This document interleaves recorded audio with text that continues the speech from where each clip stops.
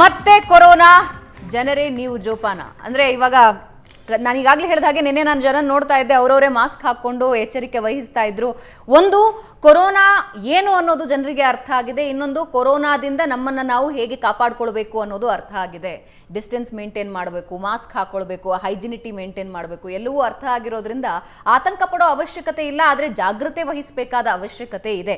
ಹಾಗಾದ್ರೆ ಏನಿ JN1 ಉಪತಳಿ ಇದರಿಂದ ಏನೆಲ್ಲ ಬಾಧೆಗಳಿವೆ ಇದೆಲ್ಲದ್ರ ಬಗ್ಗೆ ಮಾತಾಡ್ತಾ ಹೋಗೋಣ. ಡಾಕ್ಟರ್, ಬ್ರೇಕ್ಗೆ ಮುಂಚೆ ನಾನೊಂದು ಮಾತು ಹೇಳ್ತಿದ್ದೆ. ಬಹಳಷ್ಟು ಜನರನ್ನ ನಾನು ನೋಡಿದಾಗ ಇತ್ತೀಚಿನ ದಿನದಲ್ಲಿ ಒಂದು ಕೆಮ್ಮು ಶೀತ ಹಿಂಗಿದ್ದು ಶುರು ಆಯಿತು ಅಂದರೆ ಒಂದು ತಿಂಗಳ ಕಾಲ ಹೋಗ್ತಾ ಇದೆ. ಅದು ಮೊದಲೆಲ್ಲ ಏನು ಹೇಳ್ತಾ ಇದ್ರು 5 ರಿಂದ 7 ದಿನದಲ್ಲಿ ಒಂದು ವಾರದಲ್ಲಿ ಕಮ್ಮಿ ಆಗ್ಬಿಡುತ್ತೆ ಎಂಥ ಶೀತ ಆದ್ರೂ ಅಂತ ಹೇಳ್ತಾ ಇದ್ದಾರೆ. ಕೆಲವರಿಗೆ ಕಂಜೆಷನ್ ಕೂಡ ಇದೆ, ಬಹಳಷ್ಟು ಕಫ ಕಟ್ಟಿರುತ್ತೆ. ಇದಕ್ಕೂ ಕೊರೋನಾಗೂ ಏನಾದರೂ ಸಂಬಂಧ ಇದೆಯಾ? ಇಲ್ಲ, ಇದಕ್ಕೆ 4-5 ಕಾರಣಗಳಿವೆ. ನಿಮಗೆ ಆಶ್ಚರ್ಯ ಆಗೋದು, ಬೆಂಗಳೂರು ಅಂತ ಹೇಳೋದು ಸಮುದ್ರ ಮಟ್ಟದಿಂದ ಹೈಯೆಸ್ಟ್ ಇರುವಂತಹ 6 ರಾಜಧಾನಿಗಳಲ್ಲಿ ಒಂದು ಭಾರತದಲ್ಲಿಯೇ. ಇವನ್ ಡೆಹ್ರಾಡೂನ್ಗಿಂತಲೂ ನಾವು ಆಲ್ಟಿಟ್ಯೂಡಲ್ಲಿ ಜಾಸ್ತಿ ಇದೀವಿ. ಆಲ್ಟಿಟ್ಯೂಡ್ ಜಾಸ್ತಿ ಇದ್ರೆ ಆಕ್ಸಿಜನ್ ಕಡಿಮೆ ಇರುತ್ತೆ, ಚಳಿ ಜಾಸ್ತಿ ಇರುತ್ತೆ, ಅದರಿಂದ ನಮಗೆ ತೇವಾಂಶನೂ ಜಾಸ್ತಿ ಇರುತ್ತೆ, ಅದರಿಂದ ನಮಗೆ ಕಾಯಿಲೆ ಬರುವ ಸಾಧ್ಯತೆ ಜಾಸ್ತಿ. ಎರಡನೇದು ಇಲ್ಲಿರುವ ಪೊಲ್ಯೂಷನ್, ನಮ್ಮಲ್ಲಿರುವಂತಹ ವಾಹನಗಳಿಂದಾಗಲಿ ಆಮೇಲೆ ಕನ್ಸ್ಟ್ರಕ್ಷನ್ ಆಕ್ಟಿವಿಟಿಯಿಂದಾಗಿ ಬರುವಂತಹ ಪೊಲ್ಯೂಷನ್. ಈ ಪೊಲ್ಯೂಷನ್ನಿಂದಲೂ ನಮಗೆ ಕಾಯಿಲೆ ಕಂಟಿನ್ಯೂಸ್ ಆಗಿ ಬರುತ್ತೆ. ಈ ನಡುವೆ ಒಬ್ಬರು ಯಾರೋ ಶ್ವಾಸಕೋಶ ತಜ್ಞರು ಡೆಲ್ಲಿಯಲ್ಲಿ ಹೇಳಿದರು, ಅವರು ಆಪರೇಷನ್ ಮಾಡಬೇಕಾದ್ರೆ ಎಲ್ಲ ಲಂಗ್ಸು ಸಿಗರೇಟ್ ಸೇದಿದಂಥ ಲಂಗ್ಸ್ ಥರನೇ ಇತ್ತು ಅಂತ ಹೇಳಿ. ಸೊ ಅಷ್ಟು ಅಂದರೆ ಪೊಲ್ಯೂಷನ್ ಡೆಲ್ಲಿಯಲ್ಲಿ ಜಾಸ್ತಿ ಆಗಿದೆ. ಡೆಲ್ಲಿಯಲ್ಲಿ ಜಾಸ್ತಿ ಆದಂಗೆ ಬೆಂಗಳೂರಲ್ಲೂ ಜಾಸ್ತಿ ಆಗಿದೆ.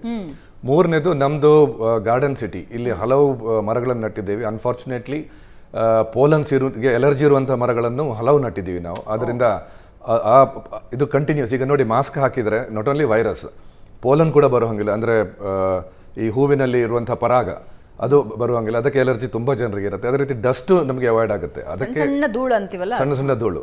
ಸೊ ಧೂಳಿಗೆ ಎಲರ್ಜಿ ಅಂತ ಹೇಳಿದ್ರೆ, ಈಗ ಧೂಳು ಇದೆ ಅಂತ ಇಟ್ಕೊಳ್ಳಿ, ಧೂಳಿಗೆ ನಿಮಗೆ ಎಲರ್ಜಿ ಇದೆ ಅಥವಾ ಪರಾಗಕ್ಕೆ ನಿಮಗೆ ಎಲರ್ಜಿ ಇದೆ. ಎಲರ್ಜಿ ಇದ್ರೆ ನಮ್ಮ ದೇಹದಲ್ಲಿ ಅದಕ್ಕೆ ಅಟ್ಯಾಕ್ ಮಾಡುವಂತಹ ಯೋಧರು ಹುಟ್ಟುತ್ತಾರೆ. ಸೊ ಇವರು ಬಂದಂಗೆ ಆ ಯೋಧರು ಇರ್ತಾರೆ. ಅದರಿಂದ ಕಂಟಿನ್ಯೂಸ್ ಆಗಿ ನಿಮಗೆ ಕಾಯಿಲೆ ಕಂಟಿನ್ಯೂಸ್ ಆಗಿ ಇದ್ದೇ ಇರುತ್ತೆ. ಅದೇ ರೀತಿ ಚಳಿಗಾಲದಲ್ಲಿ ಸ್ವಲ್ಪ ಜಾಸ್ತಿ ದಿವಸ ಇರುತ್ತೆ.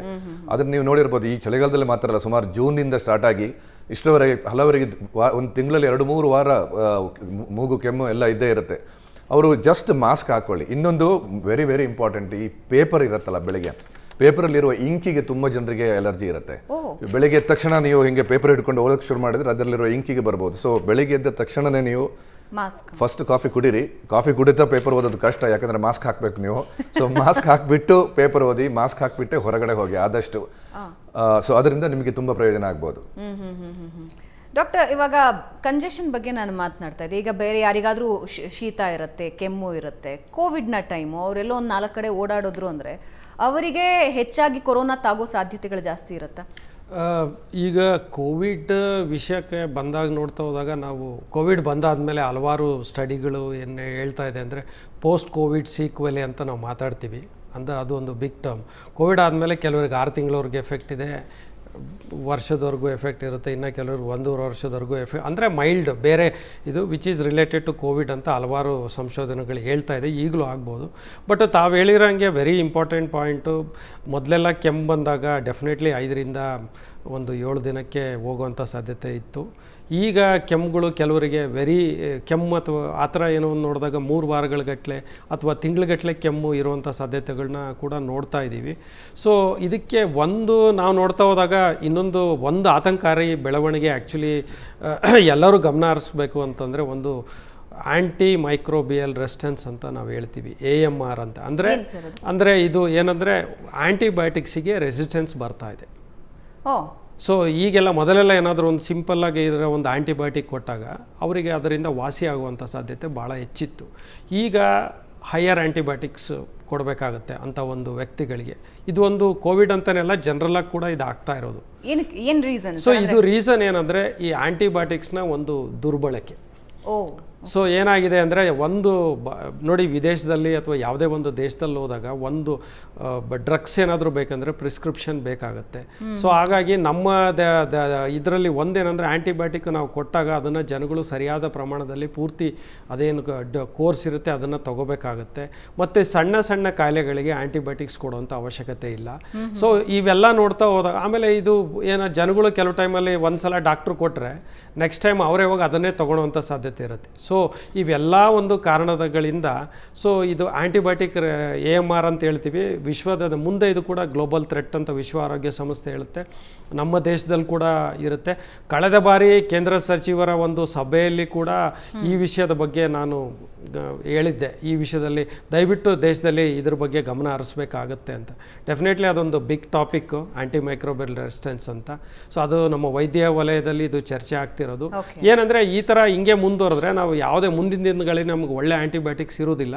ಅದರಿಂದ ಮುಂದೆ ಭಾಳ ಪ್ರಾಬ್ಲಮ್ ಆಗುವಂಥ ಸಾಧ್ಯತೆ ಇರುತ್ತೆ. ಅದ್ರ ಬಗ್ಗೆ ಇದರಿಂದ ಲಾಭ ಏನೂ ಇಲ್ಲ ಅಂದ್ರೆ ಅವರವರೇ ಹೋಗಿ ಆಂಟಿಬಯೋಟಿಕ್ಸ್ ತಗೊಂಡು ದುರ್ಬಳಕೆ ಆಗೋದ್ರಿಂದ ದೇಹಕ್ಕೂ ಯಾವುದೇ ಪ್ರಯೋಜನ ಇಲ್ಲ. ಅದು ಆಂಟಿಬಯೋಟಿಕ್ ಆ್ಯಕ್ಚುಲಿ ಯಾವುದೇ ಮೆಡಿಕೇಶನ್ ಇರ್ಬೋದು, ಆಂಟಿಬಯೋಟಿಕ್ ಅಂತಲೇ ಇಲ್ಲ, ಎಲ್ಲ ಮೆಡಿಕೇಶನ್ನು ಡಾಕ್ಟ್ರು ಹೇಳಬೇಕು, ಡಾಕ್ಟ್ರು ಪ್ರಿಸ್ಕ್ರೈಬ್ ಮಾಡಬೇಕು, ಡಾಕ್ಟ್ರು ಕೊಟ್ಟರೆ ತಗೋಬೇಕು. ಸೊ ಹಾಗಾಗಿ ಜನಗಳು ಕೂಡ ಅದ್ರ ಬಗ್ಗೆ ಸ್ವಲ್ಪ ಗಮನ ಹರಿಸ್ಬೇಕು. ನನಗೆ ಅರ್ಥ ಆಗುತ್ತೆ ಇದು ಕಷ್ಟದ ಸ್ಥಿತಿ ಡಾಕ್ಟ್ರಿಗೆ ಪ್ರತಿ ಬಾರಿ ಹೋಗೋದು ಅಂತ, ಬಟ್ ಆ ಒಂದು ಮನೋಭಾವ ಒಂಥರ ನೋಡಬೇಕಾಗತ್ತೆ.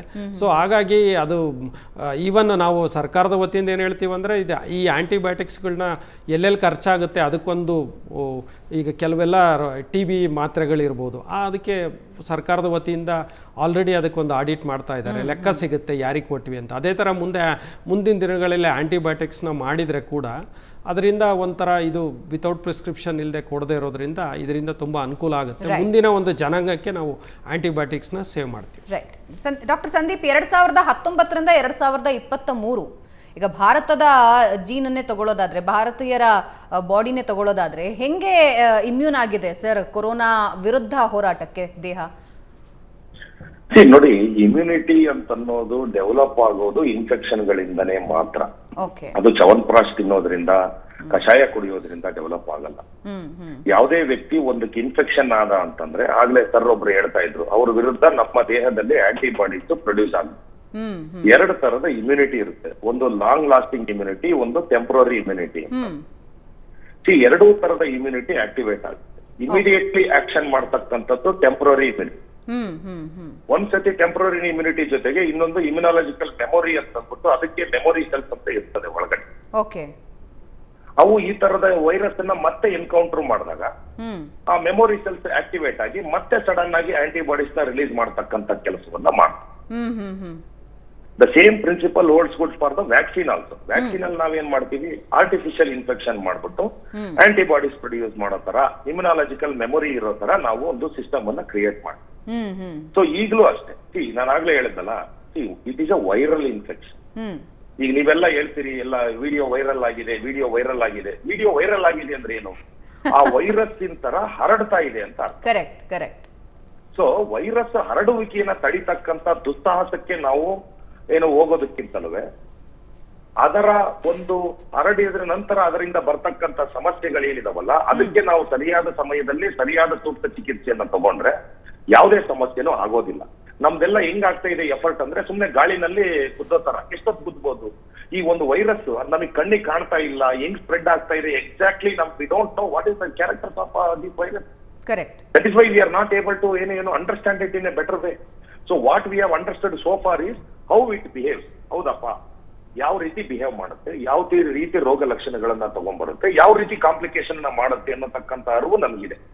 ಸೊ ಹಂಗಿದ್ದಾಗ why can't we consider every cough and cold at this present moment probably due to COVID ಇರಬಹುದು. ಯಾಕಂದ್ರೆ ಯೂಶುವಲಿ ಒಂದು 10 ವೈರಸ್ ಬಂತು ಅಂದ್ರೆ 10 ವೈರಸ್ ಅಟ್ ಎ ಟೈಮ್ ಒಂದು ಕಮ್ಯುನಿಟಿನಲ್ಲಿ ಕೆಲಸ ಮಾಡಲ್ಲ.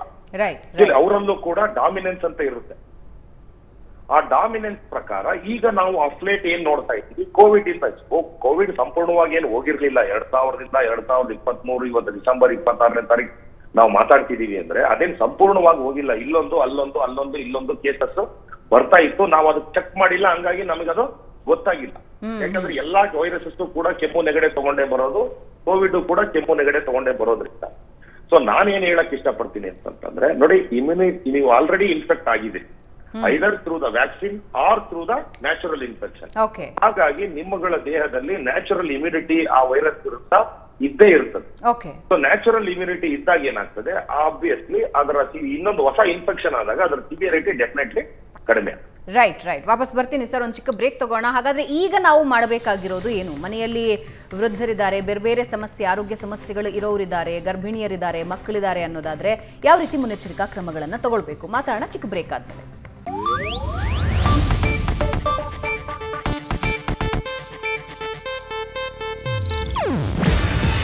ಇದು ಏಷ್ಯಾನೆಟ್ ನ್ಯೂಸ್ ನೆಟ್ವರ್ಕ್ ಪ್ರಸ್ತುತಿ. ನೀವು ನೋಡ್ತಿದ್ದೀರಾ ಏಷ್ಯಾನೆಟ್ ಸುವರ್ಣ ನ್ಯೂಸ್.